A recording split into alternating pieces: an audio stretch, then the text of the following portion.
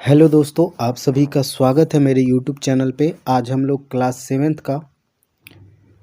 Seventh का history पढ़ेंगे। ठीक है, क्लास सेवेंथ का हम लोग हिस्ट्री पढ़ेंगे और हिस्ट्री का ये पहला चैप्टर होगा जिसमें हम लोग पढ़ेंगे कब, कहाँ, कब और कैसे। हम लोगों को क्या पढ़ना है? कहाँ, कब और कैसे।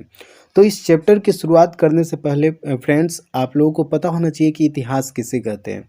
तो इतिहास का मतलब होता है कि पास्ट में घटनाएं हुई हैं, यानी कि जितने भी घटनाएं हुई हैं, जो भी काम हुए हैं, जो भी अच्छे कार्य हुए हैं, बुरे कार्य हुए हैं, जितने भी कार्य हुए हैं, जितने भी घटनाएं हुई हैं, उन सभी घटनाओं को एक क्रमिक रूप में अध्ययन करना। मतलब एक एक डेट के बाद, मतलब मान लीजिए एक एग्जाम्पल के तौर पे ले तो आज से अगर बात करें तो अगर हम एग्जाम्पल के तौर पे लेते हैं कि 500 ईसा पूर्व में क्या हुआ था, 400 ईसा पूर्व में क्या हुआ था, 200 ईसा पूर्व में क्या हुआ था, 1 ईस्वी में क्या हुआ था, उसके बाद 500 ईस्वी में, 600 ईस्वी में, 1000 ईस्वी में। यानी कि इस तरीके से क्रमिक रूप से अगर हम पढ़ते आ रहे हैं, उन घटनाओं को अच्छे तरीके से अगर समझते आ रहे हैं, तो इसी को क्या बोलते हैं? इतिहास बोलते हैं। यानी कि अगर एक डिफिनीशन के रूप में देखें, यानी कि इसका एक परिभाषा दे इतिहास किसे कहते हैं, तो हम लोग बोल सकते हैं कि अतीत की जितनी भी घटनाएं हैं, उन अतीत की घटनाओं का क्रमिक रूप से अध्ययन करना क्या कहलाता है? इतिहास कहलाता है। मतलब क्रमिक रूप से एक क्रम में अध्ययन करना क्या कहलाता है? इतिहास कहलाता है। तो आई होप इतिहास क्लियर हो गया होगा आप लोगों को। अब हम लोग इसमें समझेंगे, जब हम इतिहास पढ़ते हैं तो यहाँ पे भी समझना है कि जब हम इतिहास पढ़ेंगे तो हमें क्या क्या क्वेश्चन करते हैं। मतलब जब हम पढ़ेंगे तो वो मान लीजिए कोई घटना हुई है, तो अगर कोई घटना हुई है तो कहाँ हुई है, पहला तो क्वेश्चन ये करते हैं कि ये जो घटना है वो कहाँ पे हुई है, ये कब हुई है और कैसे हुई है, और साथ ही साथ क्यों हुई है, क्या कारण रहा है। और जब हम इन सारी चीज़ों को पढ़ते हैं बच्चों, तो हम लोग क्या समझते हैं कि इतिहास में जो कुछ भी घटनाएं हुई हैं उनका क्या असर वर्तमान के रूप में पड़ रहा है। मतलब वर्तमान में इन घटनाओं का क्या असर पड़ रहा है और इनसे हम लोग क्या सीख सकते हैं, जिससे आने वाला जो टाइम है, जो आने वाले भी जितने भी घटनाएं हैं उन सभी को, यानी कि आने वाला जो समय है उन सभी में अगर मान लीजिए पास्ट में कोई गलत कार्य किए हैं, मतलब कुछ गलतियां हुई हैं, तो उनसे बच करके और हम अपना भविष्य को क्या कर सकते हैं? अच्छा बना सकते हैं। तो इसलिए बच्चों क्या किया जाता है? इतिहास का अध्ययन किया जाता है। ठीक है, तो अब हमें इसमें क्या पढ़ना है? कहाँ, कब और कैसे पढ़ना है। ठीक है, तो जैसा कि आपने क्लास 6 में क्या पढ़ा था, अतीत से वर्तमान भाग 1 जो बुक है, इसको हमने कंप्लीट किया है। तो उसके बाद हम लोग पढ़ें तो हम लोग कहाँ पढ़े थे, कहाँ तक पढ़े थे क्लास 6 में? तो हम लोग हर्षवर्धन के शासनकाल तक पढ़ा था। कहाँ तक पढ़ा था बच्चों? हर्षवर्धन के शासनकाल तक पढ़ा था। और अब हम इस कक्षा में हर्षवर्धन के शासनकाल के बाद के समय को समझने का प्रयास करेंगे। यानी कि हर्षवर्धन लगभग 600 साढ़े 600 ईसा पूर्व में क्या बना था? लगभग 650 ईसा पूर्व में वो राजा बना था कन्नौज का, और इस तरीके से वो शासन किया था। ठीक है, जब मगध साम्राज्य क्या हो गया था? विघटित हो गया था, टूट गया था, कमजोर हो गया था, तो छोटे छोटे जो साम्राज्य थे वो मतलब अपना अलग अलग अपना वजूद बनाए, और इस तरीके से त्रिपक्षीय युद्ध होता है। आगे चल करके हम लोग त्रिपक्षीय युद्ध के बारे में पढ़ेंगे। तो हर्षवर्धन के काल से ही ये सब शुरू होता है। तो यहीं से हम लोग क्या देखेंगे कि हर्षवर्धन के बाद क्या क्या परिवर्तन है, इन सभी चीज़ों को देखेंगे। साथ ही साथ समय के साथ साथ हमारे समाज में अनेक परिवर्तन होते रहते हैं, और ये परिवर्तन कभी शब्दों के अर्थ, कभी स्थानों के नाम, कभी भौगोलिक सीमाओं एवं जीवन शैली के संदर्भ में होते हैं। और तो इन सभी चीज़ों को हम लोग क्या करेंगे? समझने का प्रयास करेंगे। और समय के साथ व्यक्तियों के खान पान, वेशभूषा, पहनावा, रीति रिवाज आदि में परिवर्तन होते रहते हैं। अगर इसका एक जीता जागता एग्जाम्पल के तौर पे लें कि समय के साथ व्यक्ति के खान पान में, वेशभूषा में, पहनावा में, रीति रिवाज आदि में क्या होते रहते हैं? परिवर्तन होते रहते हैं। अगर हम अपने मतलब अगर एक एग्जाम्पल अपने भारत का एग्जाम्पल लेते हैं, तो आज से लगभग 50 से 60 साल पहले, 50 से 60 साल पहले की अगर बात करें, तो भारत का जो पहनावा था वो क्या था? धोती कपड़ा था, धोती था। बहुत ज़्यादातर लोग धोती पहनते थे, लेकिन आज क्या आ गया?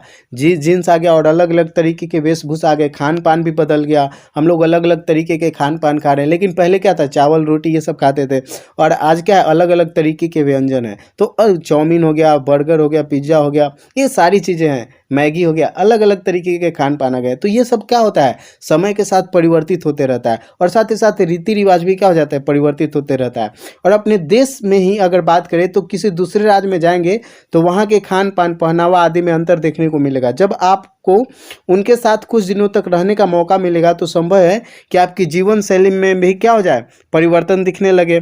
और आगे जो हम चर्चा करेंगे वो मोटे तौर पर 750 से 1750 यानी कि 8वीं शताब्दी के मध्य से से 18वीं शताब्दी के मध्य तक लगभग 1000 वर्ष में होने वाले जो परिवर्तन है उनको समझने का प्रयास करेंगे। यानी कि बच्चों हम लोग ये जो मध्यकालीन भारत है, ये हम लोग क्या पढ़ रहे हैं, मध्यकालीन इतिहास पढ़ रहे हैं। कौन सा पढ़ रहे हैं बच्चों, मध्यकालीन इतिहास पढ़ रहे हैं। हम लोग क्या पढ़ रहे हैं, मध्यकालीन इतिहास पढ़ रहे हैं। हम लोग क्लास 6 में क्या पढ़े थे, प्राचीन भारत पढ़े थे। इसमें हम लोग क्या पढ़ेंगे, मध्यकालीन भारत और मध्यकालीन जो इतिहास है। और क्लास 8 में हम लोग क्या पढ़ेंगे, 1750 से लेकर के 1750 ईस्वी से लेकर के आज का जो मॉडर्न टाइम है इसके बीच में, इसके बारे में पढ़ेंगे, जिसको हम लोग क्या बोलेंगे, आधुनिक इतिहास बोलेंगे। क्या बोलेंगे बच्चों, आधुनिक इतिहास। तो हम लोग आधुनिक इतिहास कब पढ़ेंगे, क्लास 8 में। और क्लास 7 में हमें क्या पढ़ना है, मध्यकालीन इतिहास पढ़ना है। और क्लास 6 में हमने क्या पढ़ा, प्राचीन इतिहास पढ़ना है। तो जो मध्यकालीन इतिहास है बच्चों, इसमें हम लोग कहाँ से कहाँ तक पढ़ेंगे, तो लगभग 750 ईस्वी से लेकर के 1750 ईस्वी, यानी कि लगभग 1000 ईस्वी, 1000 वर्ष का जो टाइम पीरियड है, इसमें क्या क्या परिवर्तन है, कौन कौन से राजा हुए, क्या क्या उन लोगों ने नियम बनाए, क्या कौन कौन सी पॉलिसीज उन्होंने अडॉप्ट किया, और किस तरीके से भारत में शासन व्यवस्था स्थापित किया, इन सभी चीज़ों के बारे में हम लोग पढ़ने वाले हैं मध्यकालीन इतिहास में, जो कि आपका क्लास 7 का इतिहास का बुक है। ठीक है। और क्या करा है कि आज हम अपने देश के लिए हिंदुस्तान नाम का प्रयोग करते हैं और इंडिया के पर्यायवाची शब्द के रूप में करते हैं। क्या आप जानते हैं कि यह नाम 13वीं शताब्दी में तुर्क सत्ता की स्थापना, यानी कि तुर्कों की चर्चा विस्तृत रूप से इकाई 3 में की गई है, के बाद प्रचलित हुआ। यानी कि हिंदुस्तान आज से, यानी कि 13वीं शताब्दी से पहले भारत का नाम हिंदुस्तान नहीं था। हिंदुस्तान किसने रखा, तुर्कों ने। यानी कि तुर्क जो इन्वेडर्स, तुर्क जो आक्रमणकारी भारत के ऊपर जब आक्रमण किए, तो उन लोगों ने भारत का नाम क्या रखा, हिंदुस्तान। और इस तरीके से हम लोग देख सकते हैं। और क्या करा है कि उस समय हिंदुस्तान की भौगोलिक सीमा उन क्षेत्रों पर आधारित थी जो तुर्क सत्ता के अधीन थे। और लगभग 3 शताब्दी बाद मुगल वंश के संस्थापक बाबर ने हिंदुस्तान शब्द का प्रयोग वस्तुतः संपूर्ण उपमहाद्वीप के लिए किया। यानी कि यहाँ पे आप देख सकते हैं कि जब तुर्कों ने यहाँ पे आक्रमण किया तो हिंदुस्तान यानी कि इस वाले एरिया के लिए किया था, इस वाले एरिया के लिए। लेकिन बाद में जब बाबर ने मुगल साम्राज्य की स्थापना की तो बाबर ने पूरे ये जो आपको इंडिया का मैप दिख रहा है, ये पूरे क्षेत्र के लिए बाबर ने हिंदुस्तान शब्द का प्रयोग किया था। और क्या करा है कि यहाँ पे यद्यपि इस क्षेत्र में मुगल सत्ता का सर्वाधिक विस्तार 17वीं शताब्दी के अंतिम वर्षों में बाबर के वंशज औरंगजेब के समय में हुआ। और इस प्रकार हमारा जो राज्य बिहार के नाम से जाना जाता है, इस शब्द का सबसे पहले प्रयोग 13वीं शताब्दी के इतिहासकार मिन्हाज-ए-सिराज ने किया था। तो हमारे अगर बिहार की बात करें तो बिहार का भी नाम बिहार किसने रखा था, तो मिन्हाज-ए-सिराज ने रखा था बिहार का। और देखो बिहार को बिहार क्यों कहा गया, क्योंकि यहाँ पे बौद्ध बिहार होते थे। हम लोग क्लास 6 में पढ़े थे बौद्धिज्म के बारे में, बौद्ध धर्म के बारे में पढ़े थे। तो जहाँ पे बौद्ध जो साधु संत रहते थे उनको क्या बोला जाता था, जिस जगह पे रहते थे उसको बौद्ध बिहार बोला जाता था। क्या बोला जाता था बच्चों, बौद्ध विहार बोला जाता था। और इसीलिए उनके यहाँ पे रहने की जो बौद्ध विहारों की संख्या हमारे राज्य यानी कि बिहार वाले क्षेत्रों में बहुत ज़्यादा थी। इसीलिए जो इतिहासकार हैं उन्होंने क्या बोला, इस क्षेत्र का नाम बिहार रख दिया। और क्या करा कि अर्ज ए बिहार नाम दिया। और मुगल काल की चर्चा मतलब मुगल काल के बारे में आप इकाई 4 में पढ़ेंगे विस्तृत रूप से। और अकबर ने इसे प्रांत के रूप में गठित किया था। ठीक है। और क्या करा है कि हम लोग मानचित्र में अगर प्रमुख राज्यों की सूची बनाए, मानचित्र 1 के 8 प्रमुख राज्यों की सूची बनाए। और क्या करा है कि मानचित्र करीब दो जो मानचित्र है यहाँ पे आप देख सकते हैं, ये जो मानचित्र नंबर 2 है, ये क्या करा है कि ये करीब 700 सालों के बाद 17वीं शताब्दी के उत्तरार्ध में औरंगजेब के विशाल साम्राज्य दिखाता है, इसके भी प्रमुख राज्यों की सूची बनाए। तो यहाँ पे आप देख सकते हैं कि जब औरंगजेब शासन कर रहा था तो वो इतने बड़े क्षेत्र पे क्या कर रहा था, शासन कर रहा था, इसके बारे में है। ठीक है। और क्या करें कि दोनों मानचित्रों का अवलोकन करने पर आप क्या अंतर पाते हैं, चर्चा करें। तो यहाँ पे क्या करा है कि देखो मध्ययुगीन भारत का आर्थिक जीवन मुख्यतः कृषि पर आधारित है। यानी कि लगभग 750 से लेकर के 1750 के बीच वाला जो टाइम पीरियड था बच्चों, इसमें क्या था कि इस समय के जो लोग थे इनका जो आर्थिक जीवन था वो किस पे आधारित था, कृषि पे आधारित था। मतलब खेती बाड़ी करके लोग अपना जीवन यापन करते थे। कृषि के साथ साथ छोटे स्तर पर भी अन्य आर्थिक गतिविधियों के संकेत मिलते हैं। यानी कि जब हम मध्यकालीन इतिहास का अध्ययन करते हैं तो हमें और क्या क्या पता चलता है, तो हमें ये पता चलता है कि ये लोग कृषि तो करते ही थे, साथ ही साथ और भी उनके आर्थिक गतिविधि थे। जैसे क्या है कि इनसे वाणिज्यिक व्यापार और शहरी जीवन की रफ्तार धीरे धीरे बढ़ने लगी और इसमें विज्ञान तथा प्रौद्योगिकी के विकास की भूमिका महत्वपूर्ण थी। उत्पादन के क्षेत्र में आए नए तकनीकी परिवर्तनों के फलस्वरूप नगरों के विकास एवं उनकी संख्या में वृद्धि भी हो रही थी और लोगों के रहन सहन और विचारधारा में परिवर्तन आने के कारण भारत के साथ साथ पूरी दुनिया की प्रौद्योगिकी में बदलाव हो रहे थे। और आइए अब हम इन विभिन्न क्षेत्रों के प्रौद्योगिकी में हुए परिवर्तनों पर एक नज़र डालें।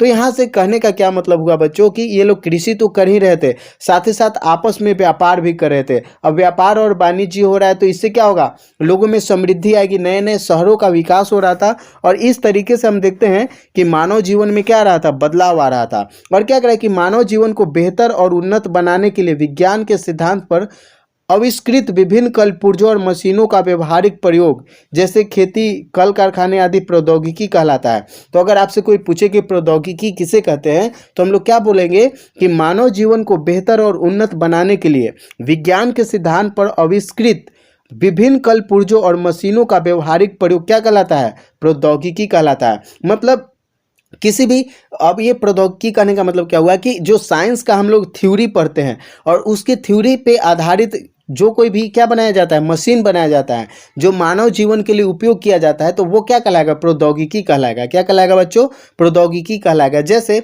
अगर एक हम एग्जाम्पल के तौर पे देखें तो हम लोग क्या जानते हैं कि किसी भी मोटर का अगर एक एग्जाम्पल लेते हैं कि मोटर का हम एग्जाम्पल लेते हैं कि वो क्या करता है कि विद्युत चुंबकीय क्षेत्र पे आधारित यानी कि इलेक्ट्रिकल इंडक्शन पे वो क्या करता है, काम करता है। ठीक है, तो ये सिद्धांत है उसका और इस पे आधारित अगर हम मोटर बना देते हैं, मोटर पे आधारित हम लोग क्या बना देते हैं, कार बना देते हैं। तो वो जो कार जो है, कार क्या करता है, मनुष्य के जीवन को आसान बनाता है, लोग एक जगह से दूसरी जगह आसानी से जा सकते हैं। तो वो क्या कहलाएगा, ये जो कल पुर्जे जो है, कार हैं, जितने भी मशीनें हैं जो बनाए जाते हैं साइंस के थ्योरी पे आधारित, तो उनका मानव जीवन में जब उपयोग होने लगता है तो उसी को क्या बोलते हैं, प्रौद्योगिकी कहलाता है। क्या कहलाता है बच्चों, प्रौद्योगिकी कहलाता है।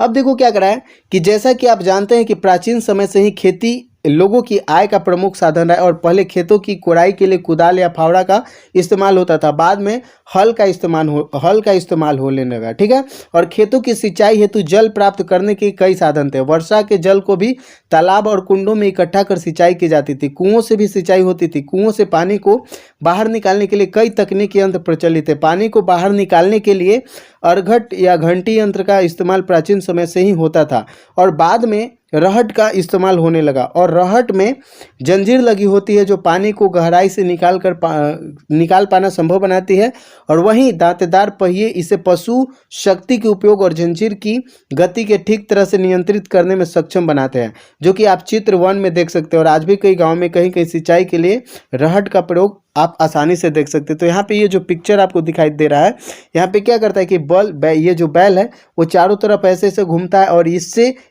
ये जो पहिया आपको दिखाई दे रहा है ये घूमता है और इससे क्या होता है कि जो पानी है वो पानी लेकर के आता है और यहाँ पे उड़ेल देता है। और इस तरीके से रहट का प्रयोग लोग क्या करते थे, सिंचाई करने के लिए करते थे। और क्या करा यहाँ पे कि प्राचीन समय में वस्त्र उद्योग के क्षेत्र में भी धागों के लिए कताई केवल हाथों से चलाने वाले पहिए और तकली का प्रयोग होता था। और बाद में 13वीं शताब्दी के आसपास इस क्षेत्र में चरखे का उपयोग होने लगा और धुनियों की कमान धुनकी भी संभवतः इसी क्षेत्र में इसी समय भारत में आए। और जहां तकली से सूत काटने में बहुत समय लगता था, वहीं चरखे से सूत काटने की गति काफ़ी बढ़ गई। जैसे जैसे चरखे और धुनकी का प्रसार होता गया, सूती कपड़े की गुणवत्ता एवं उत्पादन में क्या होते गई, वृद्धि होती गई।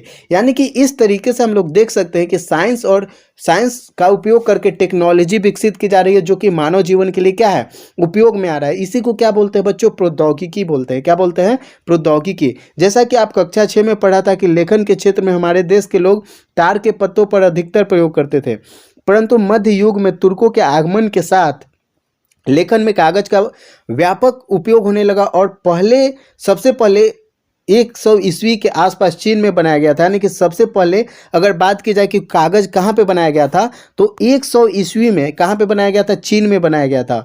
और अपने देश में कागज़ का प्रयोग 13वीं शताब्दी के आसपास हुआ। इससे ज्ञान और शिक्षा के प्रसार में काफ़ी वृद्धि हुई और व्यापारिक लेन देन में भी काफ़ी सुविधा हुई। उस काल की रचनाएं आज भी पांडुलिपियों के रूप में सुरक्षित हैं। और 13वीं शताब्दी के आसपास विज्ञान के क्षेत्र में समुद्री जहाज़ों पर चुंबकीय कुतुबनुमा दिक्सूचक यंत्र का प्रयोग हुआ और इस नवीन आविष्कार का समुद्री व्यापार पर अच्छा प्रभाव पड़ा और समुद्र में यात्रा करने में सुविधा हुई। और दूसरा प्रमुख आविष्कार था समय सूचक उपकरणों का प्रयोग। 14वीं शताब्दी में सुल्तान फिरोज शाह ने इकाई 3 के बारे में हम लोग इसके बारे में पढ़ेंगे विस्तृत रूप से। तो ये जो सुल्तान फिरोज था, फिरोजाबाद दिल्ली में एक मीनार पर अपने जो है अनेक नक्षत्र घड़ियां, एक धूप घड़ी और एक जल घड़ी भी लगवाई थी, जिससे समय की सही सूचना दी जाती थी। और युद्ध के क्षेत्र में घुड़सवार सैनिकों की सुविधा के लिए 2 महत्वपूर्ण आविष्कार इसी समय हुए। पहला आविष्कार था लोहे की रकाब, जिससे सैनिकों को घोड़े पर जमकर बैठने में सुविधा प्राप्त हुई और इसके उपयोग से युद्ध क्षेत्र में आक्रमण का तरीका और अधिक कारगर हो गया। और दूसरा जो आविष्कार था लोहे का नाल, जो घोड़े के खुर में लगाई जाती थी। नाल लगने के बाद 2 लाभ थे। पहला, इससे नरम जमीन पर घोड़े के पैर को अच्छी पकड़ प्राप्त होती थी और दूसरा, खुरदेदार कठोर धरातल पर खुर सुरक्षित रहते थे। और भारत में इन दोनों आविष्कार का प्रचलन 9वीं शताब्दी के बाद हुआ, जिसके फलस्वरूप युद्ध रणनीति में काफ़ी परिवर्तन हुए, परंतु इसका व्यापक प्रयोग तुर्कों के आगमन के बाद ही संभव हो सका। तो इस तरीके से हम लोग देखते हैं कि जो साइंस है वो डेवलप होते जा रहा है, जो कि मानव के अलग अलग जीवन को क्या कर रहा है, प्रभावित कर रहा है। युद्ध लड़ने से लेकर के उसके रहन सहन तक, यानी कि हर एक चीज़ में देख सकते हैं। जैसे अगर लोहे के उपयोग के बारे में देखें तो लोहे के उपयोग में 2 बहुत ही महत्वपूर्ण आविष्कार हुए थे युद्ध रणनीति में अगर देखें तो कि एक था घोड़े का नाल और दूसरा घोड़े का रकाब था। रकाब जो कि घोड़े के पीठ पे बना करके, और जो सैनिक होता है वो दोनों पैर फंसा लेता है उसके पीठ पे, तो ये जो होता है उसको क्या बोलते हैं, रकाब बोलते हैं। और एक होता है घोड़े का नाल, मतलब घोड़े के खुर में जो ठोका जाता है, जिससे घोड़े को चलने में क्या होती है, आसानी होती है। तो इस तरीके से हम लोग देखते हैं कि अलग अलग मतलब साइंस के क्षेत्र में ये जो समय है वो बहुत ही आगे रहा और साइंस अलग अलग टेक्नोलॉजी को विकसित करते गया, जिससे क्या हुआ कि मानव जीवन में बहुत बड़े परिवर्तन हुए। ठीक है, इसके बाद हम लोग आगे नेक्स्ट वीडियो में पढ़ेंगे। तो इस वीडियो में इतना ही रहने देते हैं, मिलते हैं नेक्स्ट वीडियो में। तब तक के लिए धन्यवाद। और ये वीडियो कैसा लगा प्लीज़ कमेंट करके ज़रूर बताइएगा। और अगर इस चैनल पे न्यू है तो प्लीज़ चैनल को सब्सक्राइब कर लीजिए, वीडियो को लाइक कर दीजिए और अपने फ्रेंड्स के साथ शेयर कीजिए। ठीक है, तो मिलते हैं नेक्स्ट वीडियो में, तब तक के लिए धन्यवाद। Take care.